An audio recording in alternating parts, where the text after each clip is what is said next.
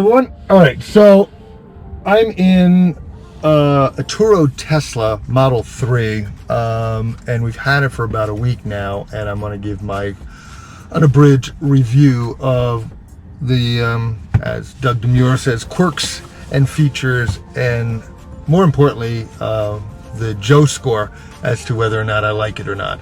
All right, so first off, we got a long range 2018, I think it is, or 19, Turo Model 3 with autopilot and black with what I refer to as the tuxedo interior.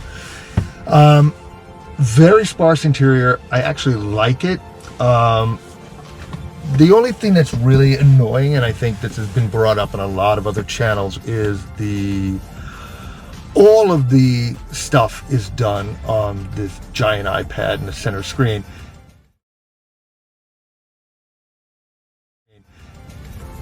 What would really be fundamental on this infotainment system is if it had a little eyeglass or a magnifying glass, a finder, where you needed to find that one feature you wanted to use instead of going through 1, 2, 3, 4, 5, 6, 7, 8, 9, 10, 11, 12, plus 2 subsets of that.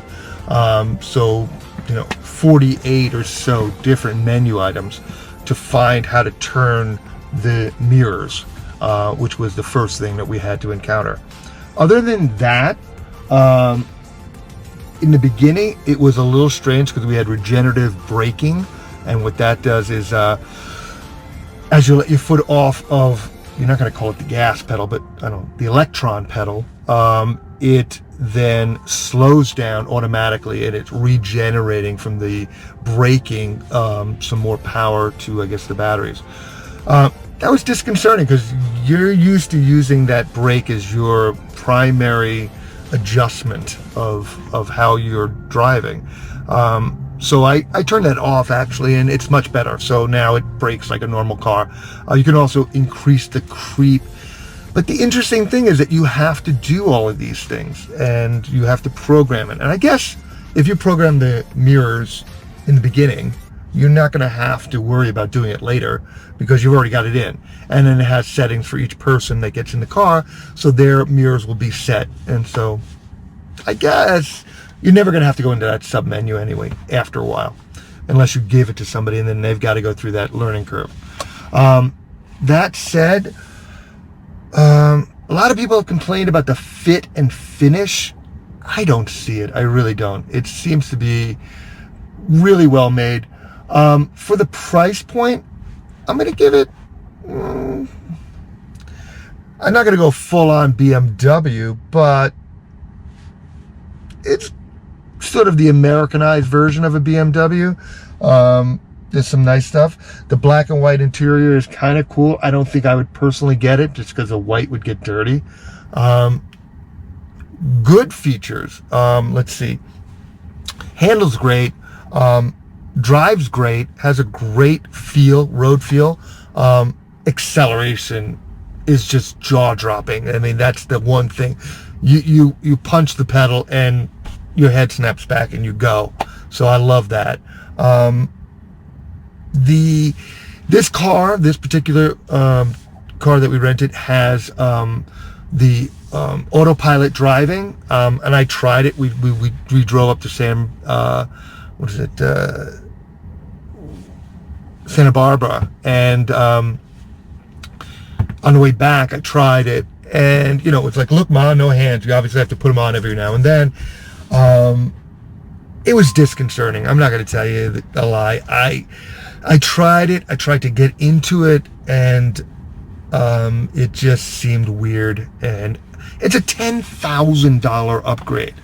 I mean, $10,000. I mean, you want to change from white to red. It's like, I think at this time, it's like a $2,000 upgrade. That seems more reasonable to me, but $10,000 to be nervous about driving, I don't see it. So if I did order one, I probably would forego that. The active cruise control, that's good. That works. You set it and whatever car's in front of you slows down, you slow down. Nice. When you use the autopilot and you click the right turn, let's say, it'll put a spot on the screen and it'll look to see what cars are there and then move you over when there's an opening, which is interesting. It does not, from what I can do, which is a big thing, it does not, like if you put in a direction, it doesn't get you on the off-ramp. It doesn't move you over and take you on the off-ramp and follow the GPS. It just drives without hitting anything. The other thing is that, again, I was too afraid to really test it. You got to have real trust if you're going to let this thing get to a stop sign or a stoplight and let it stop. It alerted me that a stop was coming up and a stoplight, and I don't think it would have stopped. So, again, that's my impression. I don't know if, looking into the data, if it really does do that or not. Other than that, fast charging is a breeze, but there's like a whole culture behind it. You get to these fast charging spots, there's other Teslas there, everybody's either reading or on their phones, and they're charging up for 20 or 30 minutes, and then they leave. You have to search those places out, which is interesting. And usually they're put in places where there's a restaurant or some sort of attraction that you can go and do it. It's almost becoming like the old railroad, where you would go and they would put the railroad through the whatever wasteland, and little towns would pop up at stops. So Tesla's kind of doing that with their charging stations. There's little attractions and restaurants at these charging stations, which is kind of cool. What are the bad things? So the bad things, let's see. For me, the steering wheel's kind of small, but I guess that's because it's sporty. This little cubby is very temperamental. You have to make sure you close it with just the right amount of touch. The key, well, I know that you get an iPhone app and that becomes your key, which is probably, in the owner's prerogative, much better. This has to go here in order for you to start the vehicle. Now, that's all well and good, but the problem you have is that if it slides back, it falls into this little crack here and it's gone. Or it slides off and it falls between the seats, and then you have to get, especially at night, the phone flashlight and look for it.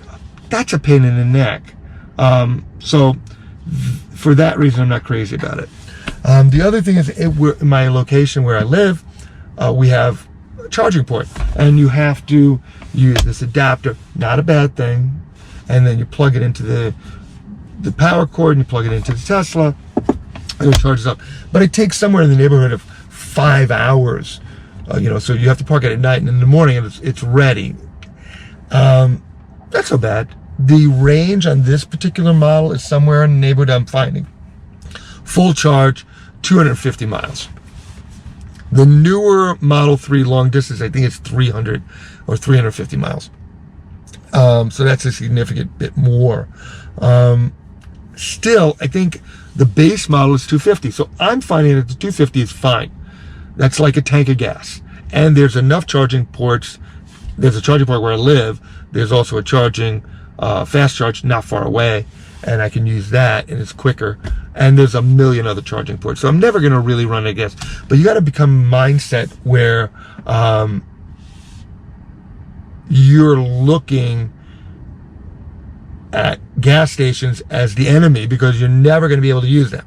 There's never going to be a charging port in a gas station. So you have to forget about gas stations, and you have to become familiarized where the supercharging locations are. I think that's a transition that you can probably do. There's also blind spots. There's a lot of blind spots. Now, you rely on this screen to show you the traffic and configurations and reverse. There's a brilliant camera for reversing and 2 side cameras so that you can see on either side, plus the big screen for reversing.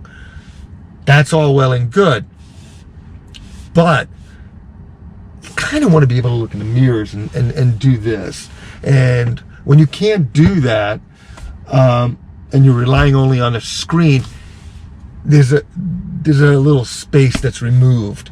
But other than that, hey, after a week, it drives like a car.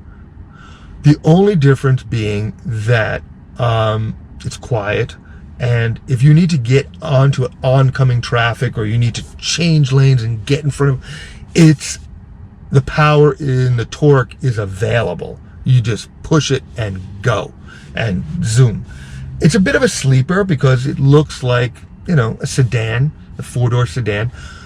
The other good thing is there is a tremendous amount of room. If you look at these 2 back seats here, they fold down.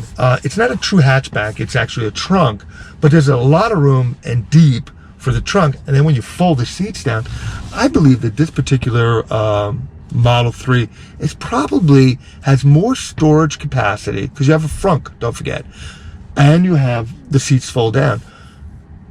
This has more capacity than our old Jeep Compass that we traded in.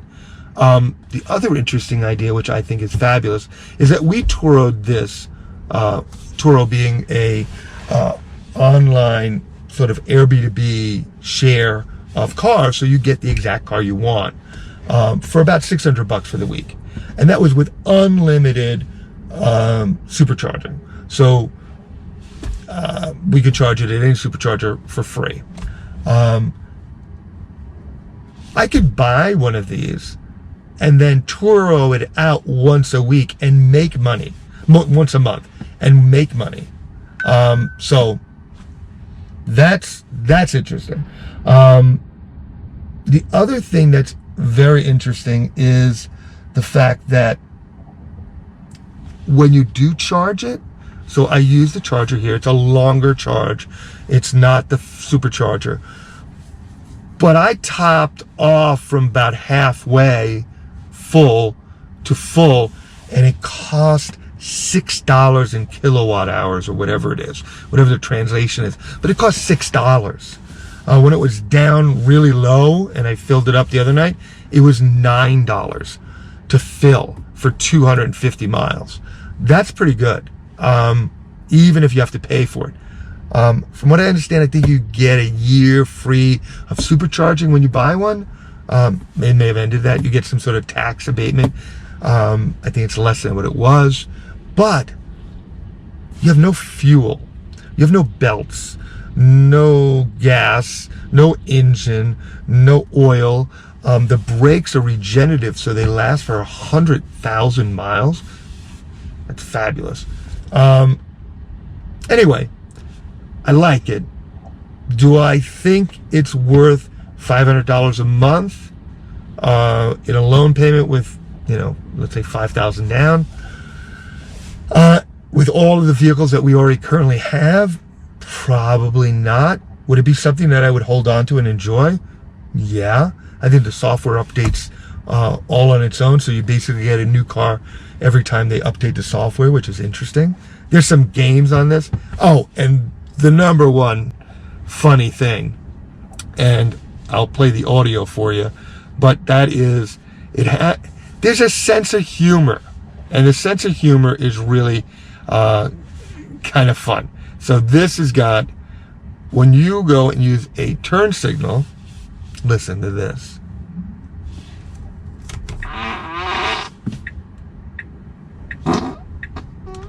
There's a fart noise that's associated with the thing.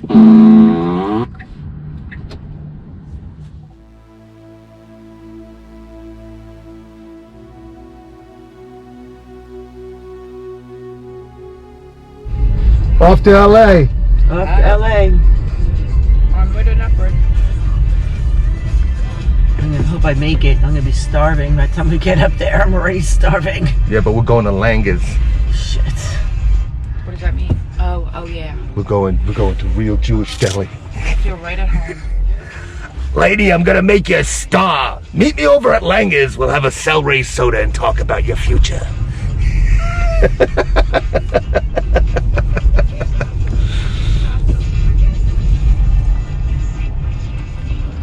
what do you think? What do you think of Langer's? Love it. Oh, so good. Love it. Pickle.